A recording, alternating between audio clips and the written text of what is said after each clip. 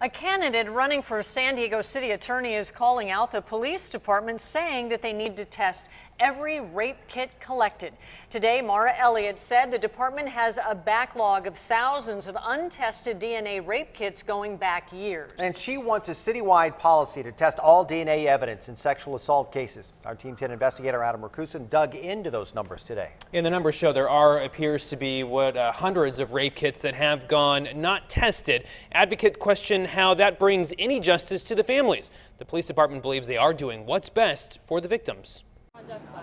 The San Diego Police Department says it has one of the most sophisticated testing laboratories in the country.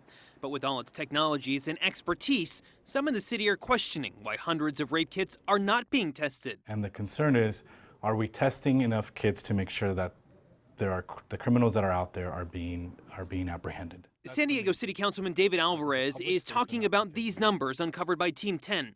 They show since 2012, the San Diego Police Department has consistently tested only 50 to 60% of rape kits collected each year. You want to give people as much peace of mind as possible. And by testing the kits, if you can find a connection to a victim somewhere else, then you can provide them with some closure. The San Diego Police Department stands by the way they do things and says there is no backlog. We want to concentrate our efforts on the evidence that's going to give us an answer. Jennifer Shen is the police department's crime laboratory manager.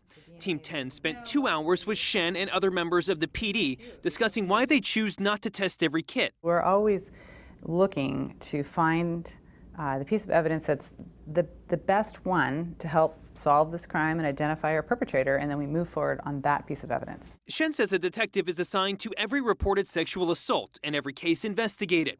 They do the investigative work up front, and the decision to test comes down to the specifics of the certain case. The kits that remain in the property room that are untested have been vetted by our investigative staff, and for a variety of reasons were not forwarded to the crime laboratory.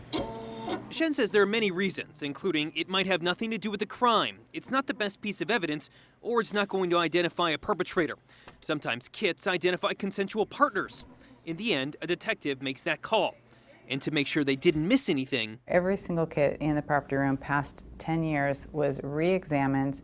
The case was researched, and every single one was gone through to ensure that we did not miss a single kit that should have been tested that wasn't. Okay, the other candidate for city attorney, Robert Hickey, says as someone who has used DNA evidence to convict rapists, it is critical that we test evidence anytime we believe a crime has been committed.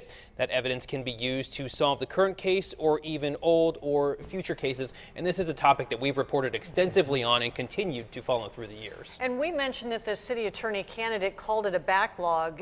Do police even refer to this as a backlog if they went through everyone in there? They don't. That was one of the things that they harped on with me, saying that this is not a backlog of rape kits. They look at it as they're just untested kits there, and that is a decision that is made. So they're neat. Yeah. All right.